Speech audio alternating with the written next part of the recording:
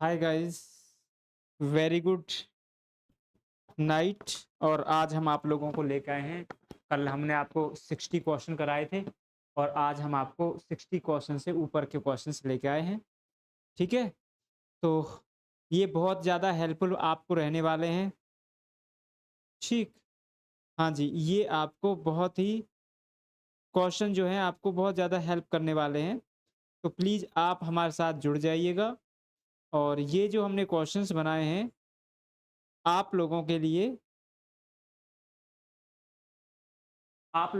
बनाए हैं, यानी कि डीडीयू। जैसे कि आपको पता है डीडीयू अपडेट मोबाइल ऐप आप हमारा डाउनलोड कर लीजिएगा। और अगर आपको कोई प्रॉब्लम है तो ये नंबर है आपको दिया हुआ है और आप हमारी जो टीम है उससे संपर्क करके, ठीक है, आप जो है कोई भी इंफॉर्मेशन है, कोई भी आपकी क्वेरी है, आपको कुछ पूछना है तो आप उनसे पूछ सकते हैं। तो आई होप आपको ये अब से पहली वीडियो जो है थोड़ा आपको अच्छा लगा होगा। और देखिए, आप जल्दी ज़्यादा से ज़्यादा वीडियो को देखिएगा, उसको ज़्यादा से ज़्यादा शेयर करिएगा और कोशिश करिएगा कि आप हमारे साथ जुड़ जाएँ जल्दी से जल्दी। और जो भी आपके फ्रेंड वगैरह हैं उनको भी ये वीडियो आप सेंड करें। और जो आपके एग्ज़ाम आने वाले हैं ना, ये उसके लिए बहुत ही ज़्यादा इम्पोर्टेंट रहेगा। ठीक है? तो देखिए question number 61, management ensure maximum production at minimum cost. हाँ, ये बात सही है कि इंश्योर करता है, ये आश्वस्त करता है मैनेजमेंट, अगर मैनेजमेंट अच्छा है किसी भी कंपनी का, कि वो प्रोडक्शन जो करेगा मैक्सिमम करेगा, मिनिमम कॉस्ट पे करेगा। Management eliminate wastage as far as practicable. ठीक है ना?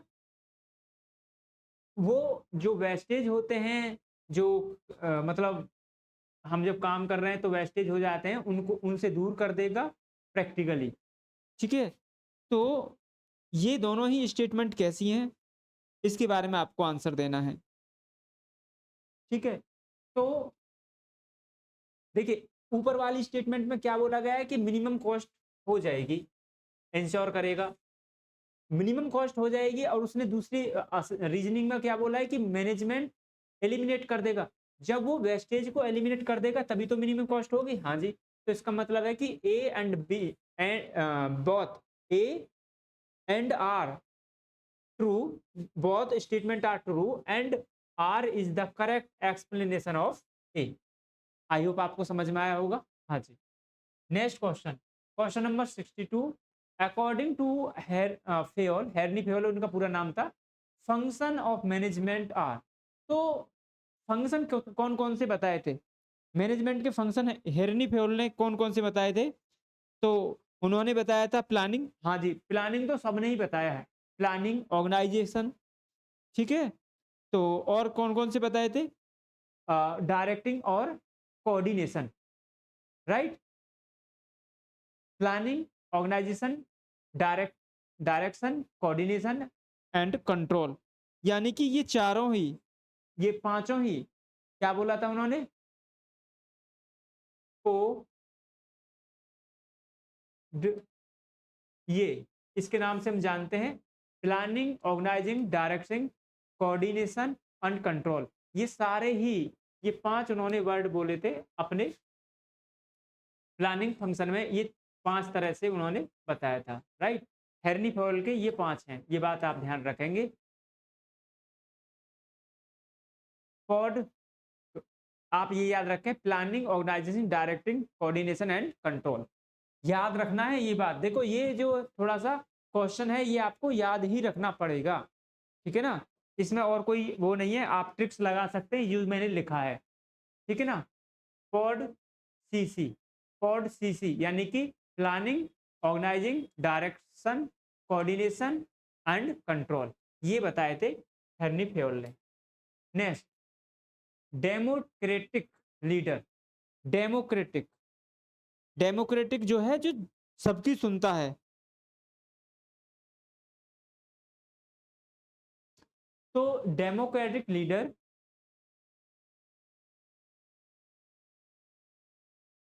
Can be avoid the exercise of authority.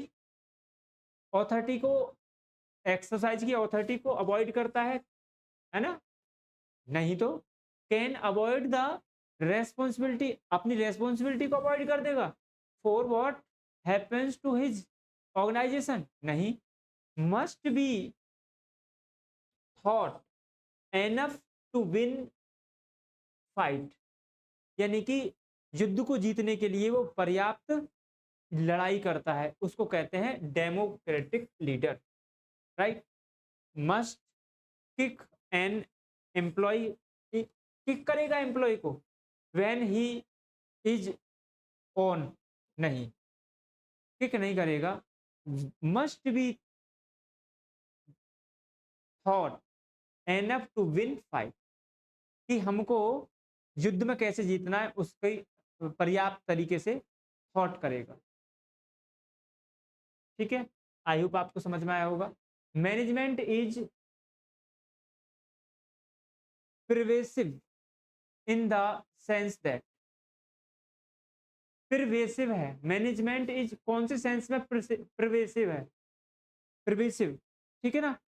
It fulfil all purpose, ये समस्त उद्देश्यों को प्राप्त करा देता है। It uses all resources effectively, ये समस्त जो रिसोर्सेज हैं उनको इफेक्टली, प्रभावपूर्ण तरीके से यूज करता है। और it is relevant for all organisation, बिल्कुल बिना मैनेजमेंट के किसी ऑर्गेनाइजेशन की कल्पना करना भी गलत है ना? ये सभी रेलिवेंट है सभी ऑर्गेनाइजेशन के लिए, चाहे वो प्रॉफिट ऑर्गेनाइजेशन है या नॉन प्रॉफिट ऑर्गेनाइजेशन है। मैं तो यहाँ तक कहता हूँ कि मैनेजमेंट जो है यूनिवर्सल है। मैं नहीं कहता, ये हेरनी फेयोल भी कहते हैं कि मैनेजमेंट यूनिवर्सल है, यानी कि जहाँ मानव है वहां पर आपको मैनेजमेंट करना ही पड़ेगा। और ये समस्त पर्पज, जो भी पर्पज होते हैं उनको फुलफिल कराता है, बिल्कुल सही बात है। और ये रिसोर्सेज है उसको इफेक्टली, मतलब management is a pervasive in the sense that, तो इन तीनों ही सेंस में ये प्रवेसिव है, all of above. All managerial function are settled by managers, सारे जो मैनेजर फंक्शन है वो मैनेजर्स के द्वारा सेटल्ड होते हैं विद द जो ये मिस्टेक है, विद द जॉब हो सकता है, ठीक है? तो ये शायद मिस्टेक है,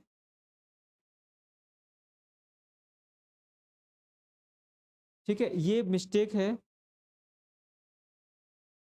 all managerial function are settled by managers with the job हो सकता है, ये जॉब डिसीजन मेकिंग के लिए,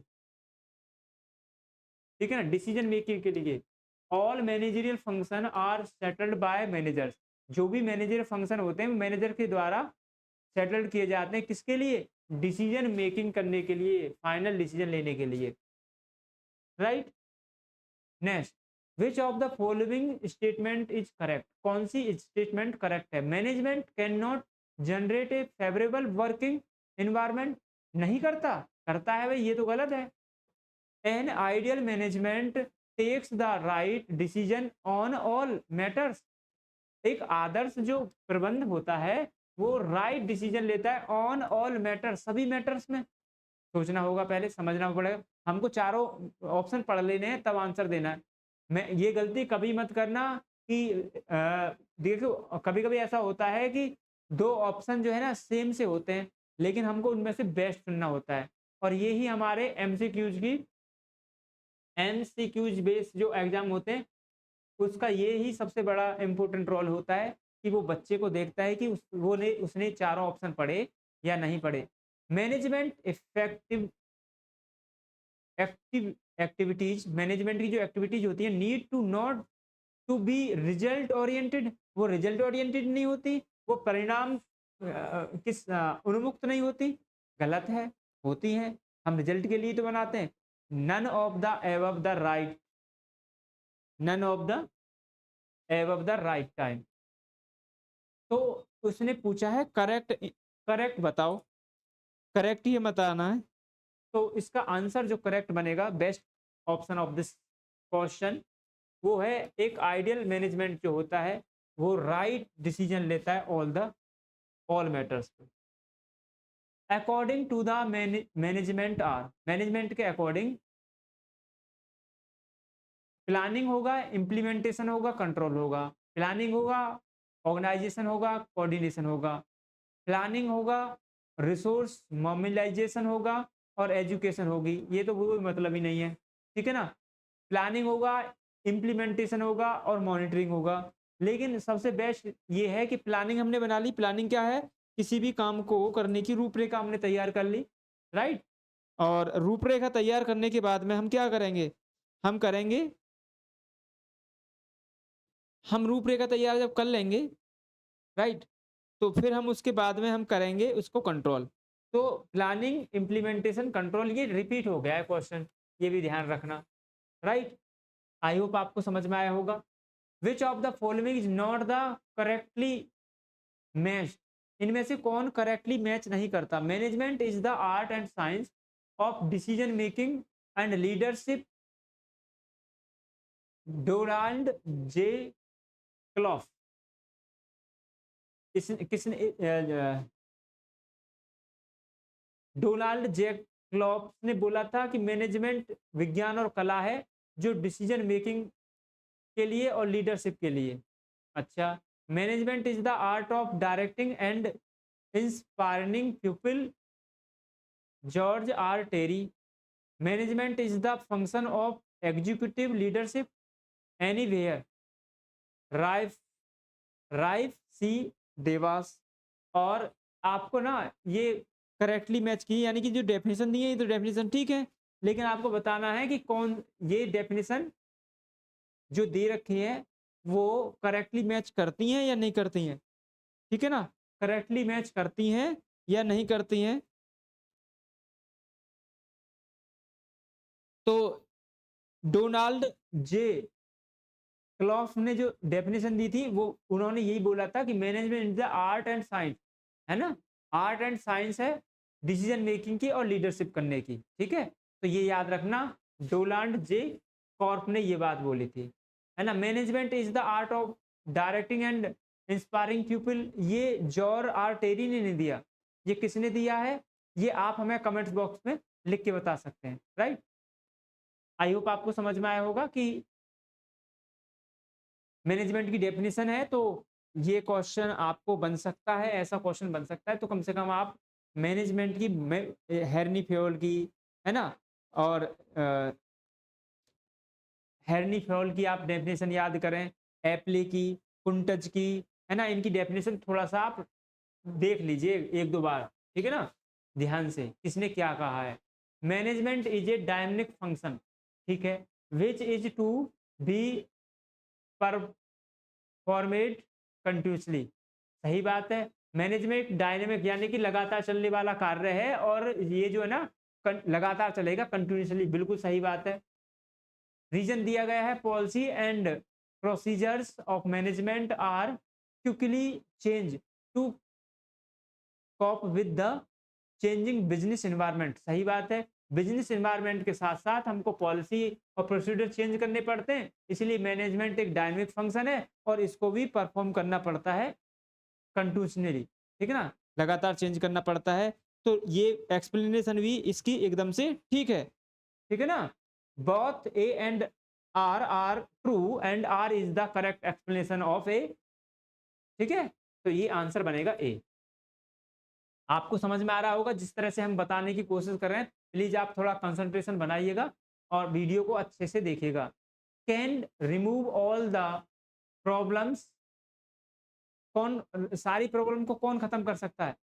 एडमिनिस्ट्रेटरी मैनेजमेंट सारी प्रॉब्लम्स को खत्म कर सकता है, and can run the business on the right track, और उसको राइट ट्रैक पर ला सकता है। तो सेट सेटलिंग, यानी कि ये तो बात बिल्कुल सही है कि management can be remove all the problems, है ना। मैनेजमेंट हम करते इसलिए हैं कि जो प्रॉब्लम आ रही है उनको हम सॉर्ट आउट कर सके, ठीक है ना? ठीक है। लेकिन मैनेजमेंट जो है ना, एक मैनेजमेंट प्रबंध की बात कर रहे हैं ना हम, वो कह रहा है कि can remove all the problems, सारी समस्याएं को खत्म करना। नहीं, मैनेजमेंट का काम तो प्लानिंग करना होता है, समस्या को खत्म करने का, रिमूव करने का मतलब क्या हुआ?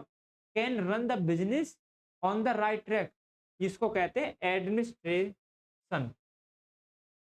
एडमिनिस्ट्रेशन प्रशासन, प्रशासन करता है समस्त समस्याओं को खत्म, जो भी प्रॉब्लम आ रही है बिजनेस रन होने में, उनको खत्म करता है और बिजनेस को सही ट्रैक पे लाता है। Which type of leader use the style with the unskilled worker, एक लीडर जो होता है वो कौन सी टाइप की स्टाइल को अपनाता है जब वो अनस्किल्ड यानी कि अकुशल कर्मचारी, where a great deal of control is needed, जब उनको एक महा मतलब बड़ी नीड आवश्यकता होती है कंट्रोल करने के लिए, तो वो कौन सी स्टाइल को अपनाता है कर्मचारियों को, अनस्किल्ड कर्मचारियों को मतलब कंट्रोल करने के लिए, ठीक है ना?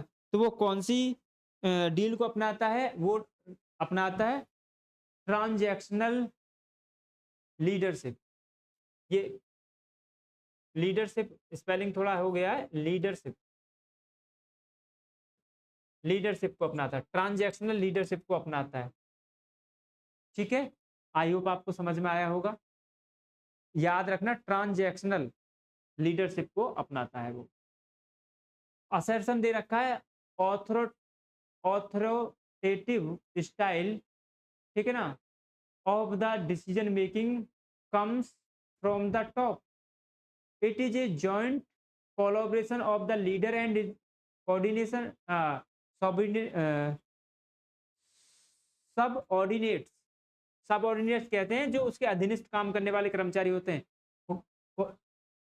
कोलैबोरेशन करते हैं, वो क्या सहयोग करते हैं ऑथोरिटेटिव में, ऑथोरिटेटिव स्टाइल में, ठीक है, ऑथोरिटेटिव स्टाइल में क्या वो कोलैबोरेट करते हैं? हैं? नहीं, नहीं। तो देखिए यहाँ भी आंसर गलत हुआ है। ए तो ट्रू है, लेकिन आर जो है फाल्स है, ये ए की जगह आर बनेगा। ठीक है, तो देखो ये तो हो नहीं सकता, ए तो ठीक है, क्योंकि authoritative style of the decision making comes from the top, top से आता है। ऑथोरिटेटिव कहते हैं मतलब जिसमें जो है हम जो है अपनी ऑथोरिटी का प्रयोग करते हुए लोगों को कंट्रोल करते हैं, तो वो टॉप से नीचे की ओर आते हैं ऑर्डर। लेकिन यहाँ पर कोलैबोरेशन की बात नहीं होती है सबऑर्डिनेटेड के साथ में, right? To prepare plans regarding the work, to prepare plans regarding the work is formed by, prepare plans regarding the, एक काम के प्रति हमने जो है ना प्रिपेयर किया है प्लान रिगार्डिंग द वर्क, एक काम के प्रति उन्होंने क्या करा है, प्रिपेयर किया है प्लान, तो इज फॉर्मेड बाय, तो फॉर्मेड बाय, काम के लिए हमने कोई प्लान बनाया है, भैया काम कौन करेगा? काम टॉप, टॉप मैनेजमेंट तो डिसीजन मेकिंग का काम करती है ना? वर्क, वर्क तो वर्कर करते हैं, वर्कर पर होता है लोअर लेवल मैनेजमेंट। मैनेजमेंट कई लेवल पे होता है, टॉप लेवल पे होता है, मिडिल लेवल पे होता है और लोअर लेवल पे होता है। लोअर लेवल पर भी तीन तरह से होता है, ठीक है, ध्यान रखना। तो आई होप आपको समझ में आया होगा, वर्क का प्लान जो बना रहे हैं वो लोअर लेवल पे होगा, right? The cycle of management continuous to operate so long as, cycle of management continuous to operate so long as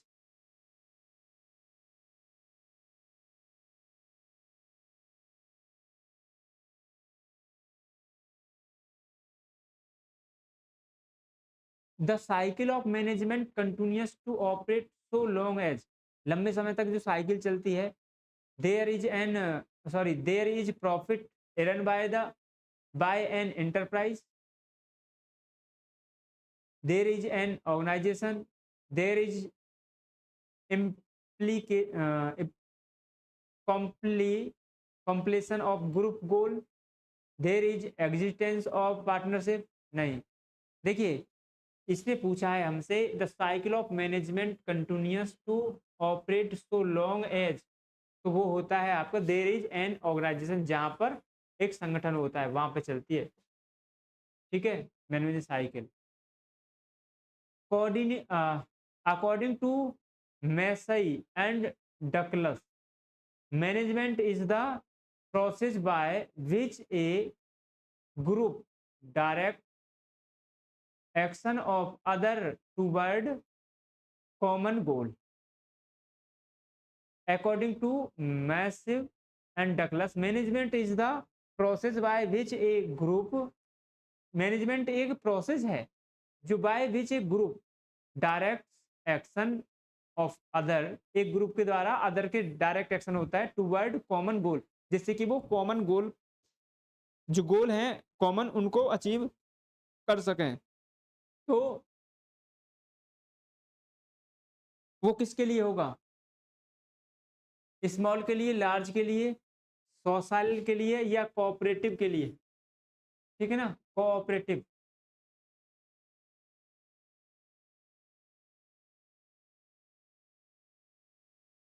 ये डेफिनेशन दी है ना? तो ये किसकी बात कर रहा है? ग्रुप की बात कर रहा है। Direct action of other toward common, इसको देखेंगे दोबारा। ठीक है ना, इस क्वेश्चन को रहने दो अभी, ये डेफिनेशन दे दी है। ठीक है, चलो। The leader that require a strong vision, एक लीडर है और उसका जो एक्वायर कर रहा है वो strong vision, are called situational leader. उसको आप क्या कहेंगे? ट्रांजैक्शनल लीडर नहीं, ट्रांजैक्शनल लीडर के बारे में तो हमने अभी आपको बताया है कि जो अनस्किल वो वर्कर्स होते हैं उनके लिए होता है ना? तो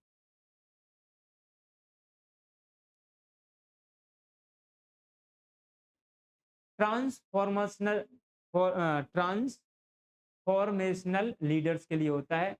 the leader that require a strong vision, एक स्ट्रॉन्ग विजन की, एक मजबूत दृष्टि की जरूरत है, is are called situational leader. तो ऐसे लीडर को हम सिचुएशनल लीडर कहते हैं, जो किसका काम करते हैं? ट्रांसफॉर्मेशनल लीडर्स का काम करते हैं।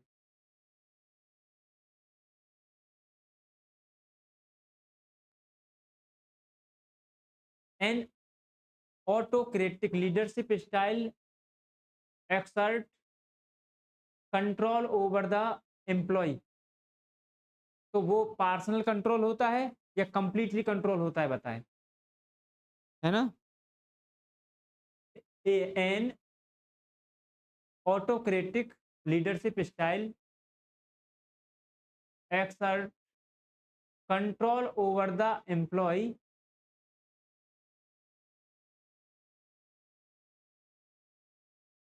ऑटोक्रेटिक,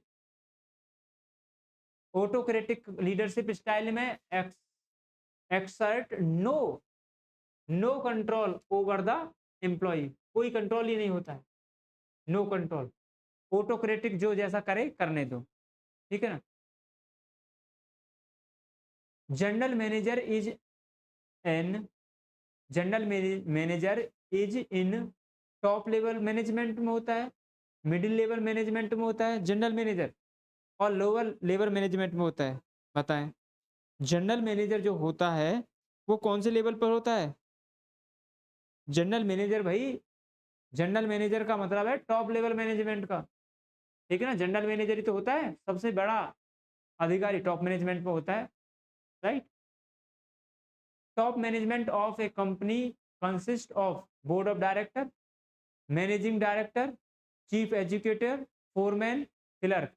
इनको तो हटा दो, टॉप मैनेजमेंट पे से इनको हटा दो, फोर को, फाइव को हटा दो, लेकिन ये तीनों, चीफ एग्जीक्यूटिव भी टॉप मैनेजमेंट में आएगा, मैनेजिंग डायरेक्टर भी आएगा, और बोर्ड ऑफ डायरेक्टर भी आएगा। आई होप आपको समझ में आया होगा 82 का क्वेश्चन। ठीक है, ठीक है, राइट। तो आंसर क्या बनेगा? पहला, ए, ए आंसर बनेगा जा। ठीक है, ठीक है ना? नेक्स्ट, नेक्स्ट देखें। To motivate employ to achieve higher productivity is the function of motivation. Employ को मतलब हायर प्रोडक्टिविटी लेनी है हमें कर्मचारियों से, तो उनको मोटिवेट कर रहे हैं, तो किसका काम है? मिडिल लेवल का है। मिडिल लेवल के जो मैनेजमेंट मैनेजर्स होते हैं ना, वो उसको मोटिवेट करते हैं। लोअर लेवल पर जो काम करा रहे होते हैं वो भी करते हैं, लेकिन ध्यान रखना मोटिवेशन का जो काम है वो काम कराने के लिए मोटिवेट करते हैं, लेकिन जो प्रोडक्टिविटी के लिए मोटिवेशन करते हैं, वर्क है ना, प्रोडक्टिविटी के लिए वो होते हैं middle level management. I hope आपको समझ में आया होगा। Management is called a process because क्यों क्यों कहा जाता है ये प्रक्रिया है? It is applicable to the manufacturing process, it is relevant for social organisation, it involve a series of function. बताइए। तो इसमें जो फंक्शन होते हैं वो सीरीज में होते हैं, इसलिए इसको प्रोसेस कहा जाता है। पहले प्लानिंग होगी, फिर ऑर्गेनाइजेशन होगा, फिर क्या होगा? डायरेक्टिंग होगी, फिर कंट्रोल होगा। तो ये प्रोसेस इसलिए है कि ये जो है जो सीरीज में करे जा रहे हैं काम, ऐसे नहीं पहले आप कंट्रोल करेंगे फिर प्लानिंग करेंगे, नो। तो आंसर बनेगा इसका सी। आई होप आपको समझ में आया होगा। Arrange the following function of a manager in an organisation in correct sequence. तो सबसे पहले प्लानिंग करेंगे, फोर्थ। तो ये दोनों ऑप्शन हमारे बन रहे हैं अभी सही। फिर हम करेंगे ऑर्गेनाइजिंग, तीसरा। ये दोनों अब भी चल रहे हैं। लास्ट में हम कंट्रोल करते हैं, तो ये बी जो है लास्ट में आएगा, तो आंसर हमारा ये बन जाएगा सी। देखो यहाँ आप कंफ्यूज मत हो जाना, यहाँ पे कंफ्यूजन होता है ना, ए और एक बाद में बी आता, बट ये ऑप्शन सही है, इसका ध्यान रखो, सी वाला ऑप्शन सही है। आई होप आपको समझ में आया होगा, कोई दिक्कत तो नहीं है? नहीं जी, हमें कोई दिक्कत नहीं है, 80C का हमें क्वेश्चन समझ में आ गया। ठीक है, तो पहले करेंगे आप प्लानिंग, फिर करेंगे ऑर्गेनाइजिंग, फिर करेंगे आप कंट्रोलिंग और फिर करेंगे मोटिवेशन।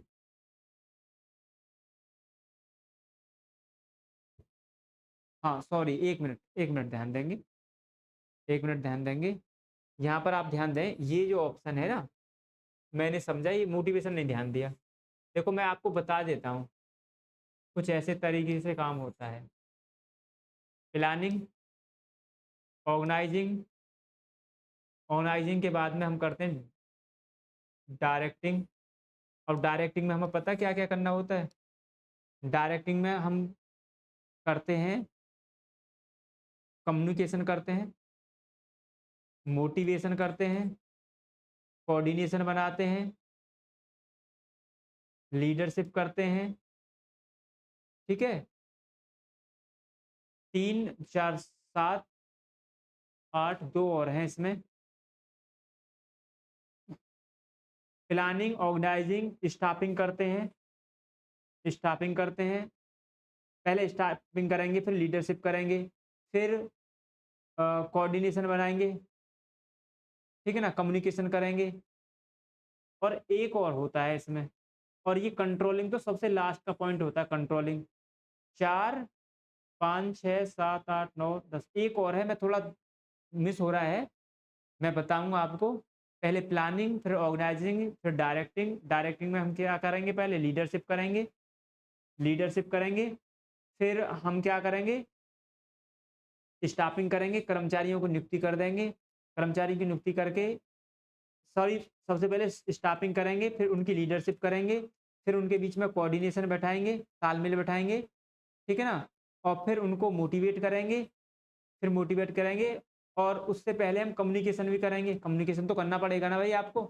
कैसे लीडरशिप कैसे करोगे? तो लीडरशिप से पहले इसको सीक्वेंस में भी आप लगा लेना, पहले स्टाफिंग करोगे, फिर उनके बीच में कम्युनिकेशन करोगे, फिर हम उनकी लीडरशिप करेंगे, फिर हम उनके बीच में कोऑर्डिनेशन बैठाएंगे, तालमेल बैठाएंगे, फिर हम उनको मोटिवेट करेंगे, और मोटिवेट करने के बाद में कंट्रोलिंग आता है, लेकिन इसका एक और एलिमेंट और है, वो मुझे थोड़ा अभी माइंड से स्लिप हो रहा है। तो ये 10 पॉइंट है, तो ध्यान रखेंगे, तो इसका आंसर बनेगा डी।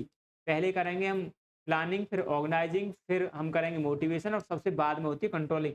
ये बात याद रखना, सबसे बाद में होती है कंट्रोलिंग, सॉरी, ये ऐसे सीक्वेंस है, पहला, दूसरा, वैसे यही आंसर आपका ठीक है, ये सी आंसर ठीक है, कंट्रोलिंग सबसे बाद में होती है, right. According to the view expressed by different management authorities, management and administration are, according to the views expressed by different management authorities, जो एक्सप्रेस्ड होते हैं ना व्यूज, ठीक है ना, difference, management authorities, management and administration are, तो same तो है नहीं, अलग अलग हैं।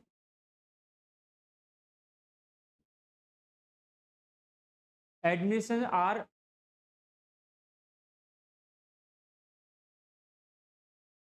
Different,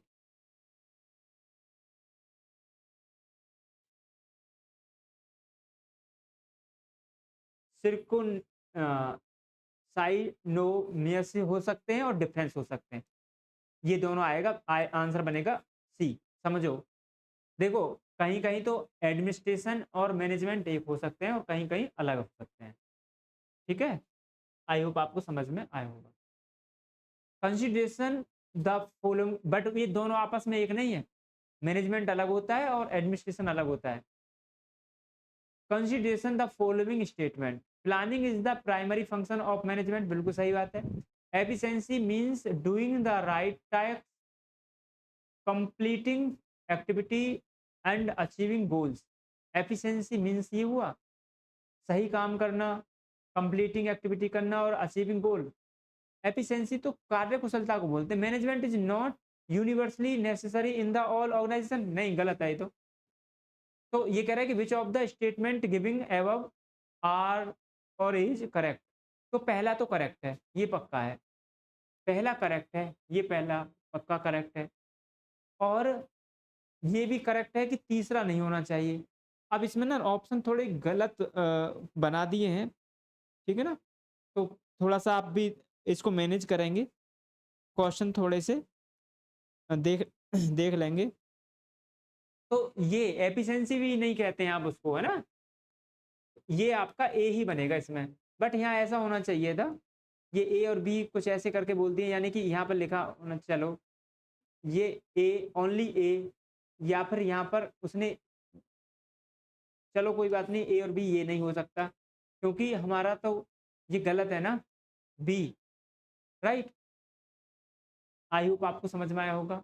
which of the following is not an element of delegation, delegation का मतलब है मतलब जो रेस्पॉन्सिबिलिटी और अथॉरिटी को देना, तो कौन सा नहीं है element of delegation? Accountability, accountability दे दोगे आप, जवाबदेही, अथॉरिटी दे सकते हो, रेस्पॉन्सिबिलिटी नहीं दे सकते ना आप, डेलीगेशन नहीं कर सकते आप रेस्पॉन्सिबिलिटी का, रेस्पॉन्सिबिलिटी का डेलीगेशन कर दोगे क्या?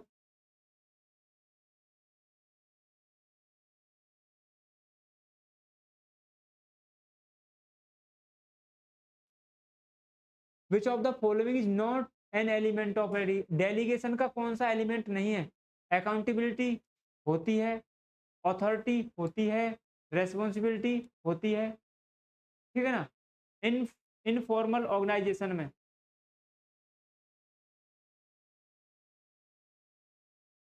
डेलीगेशन नहीं होता है, ठीक है। स्टाफिंग इन्वॉल्व क्या करता है? ओरिएंटेशन एंड,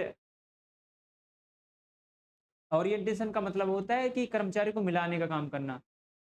एप्रेसियल होता है, इसमें ट्रेनिंग एंड डेवलपमेंट होता है, रिक्रूटमेंट होता है, ये सभी काम होते हैं स्टाफिंग में। तो सिलेक्शन, है ना, सिलेक्शन वगैरह सब होते हैं, right.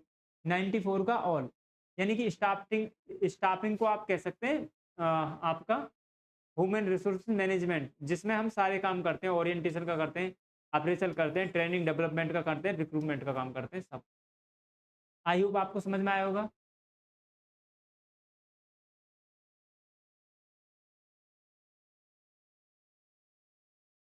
Shivalika limited decide to advertise it is products on radio and newspaper.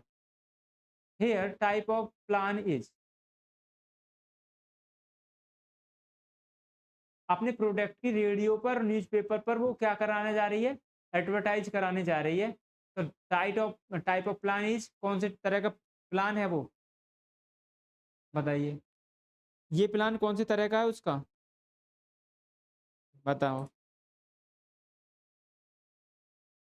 एक कंपनी है और वो अपने प्रोडक्ट अपने प्रोडक्ट की जो एडवर्टाइज कराने जा रही है रेडियो और न्यूज़पेपर, तो वो क्या है, एक स्ट्रेटजी है। स्ट्रेटजी तो बना रही है। स्ट्रेटजी का मतलब है जब हम दूसरों को हराने के लिए कुछ कर रहे होते हैं, तो एडवर्टाइजमेंट वगैरह न्यूज़पेपर में, रेडियो में देने का मतलब यही तो है, हम अपने कंपटीटर्स को हराने, डिफीट करने के लिए कोशिश कर रहे हैं और अपने प्रोडक्ट को मतलब उससे सुप्रीम बताने की कोशिश कर रहे हैं। At least step in the process of controlling is the last step. भाई कंट्रोलिंग करने का लास्ट स्टेप क्या है, analysing deviations, measurement of actual performance, setting performing standard और taking corrective action. Last step क्या होता है कंट्रोल करने का, एनालाइजिंग करेंगे हम डेरिवेशंस की, मेजरमेंट ऑफ एक्चुअल परफॉर्मेंस को देखेंगे। लास्ट स्टेप की बात करिए तो सेटिंग परफॉर्मेंस स्टैंडर्ड, ये तो शुरू में कर लेंगे, एक्शन लेंगे हैं, एक्शन लेना चाहिए ना हमें, बिल्कुल। हमको कंट्रोलिंग का जो लास्ट स्टेप है वो हमें एक्शन लेना चाहिए। Clear. Next important expect of staffing is, staffing का इंपॉर्टेंट एक्सपेक्ट क्या है, ट्रेनिंग, रिक्रूटमेंट, सिलेक्शन, ये सब है, right. Next principle of directing involve, directing में कौन सा प्रिंसिपल इन्वॉल्व होता है, डायरेक्टिंग, यूनिटी ऑफ डायरेक्शन। ध्यान रखना यूनिटी ऑफ कमांड किसका है, यूनिटी ऑफ कमांड का मतलब होता है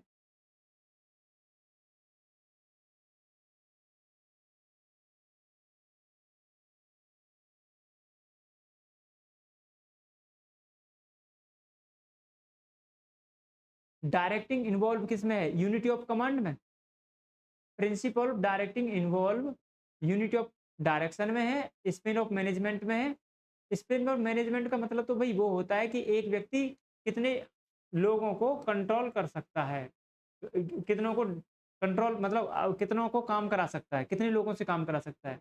प्रिंसिपल ऑफ डायरेक्टिंग इन्वॉल्व, तो ये स्पेन ऑफ मैनेजमेंट में ही शामिल होता है, राइट।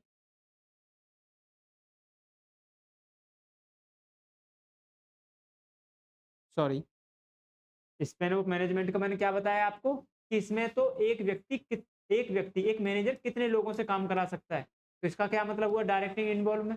तो डायरेक्टिंग और इन्वॉल्व का मतलब है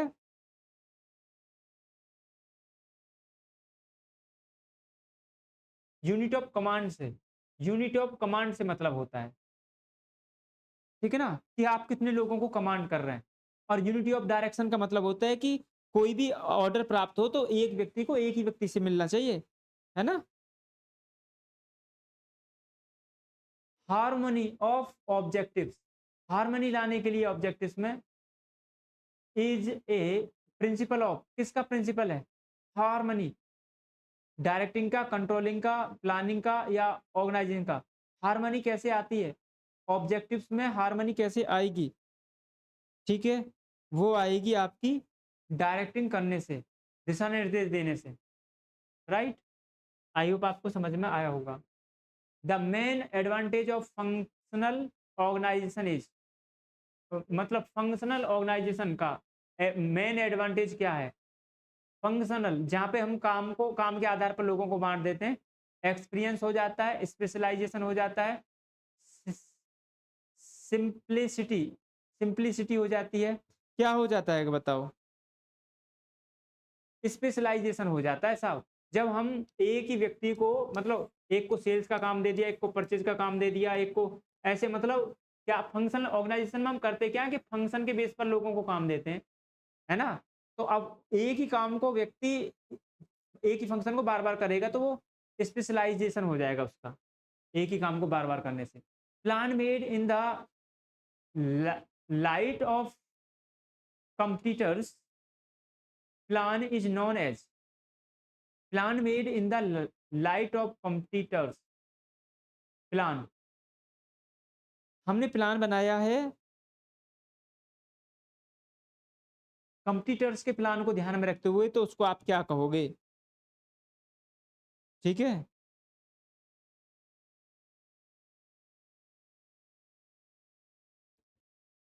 उसको आप क्या कहोगे? तो उसको आप क्या कहोगे? मैंने आपको अभी एक पल पहले भी बताया था, जब हम कंपटीटर्स को ध्यान में रखकर कोई काम कर रहे होते हैं ना, तो उसको हम स्ट्रेटजी कहते हैं, स्ट्रेटजी बनाएंगे, राइट? ए प्रपोज्ड ऑर्गेनाइजेशनल चेंज में क्रिएट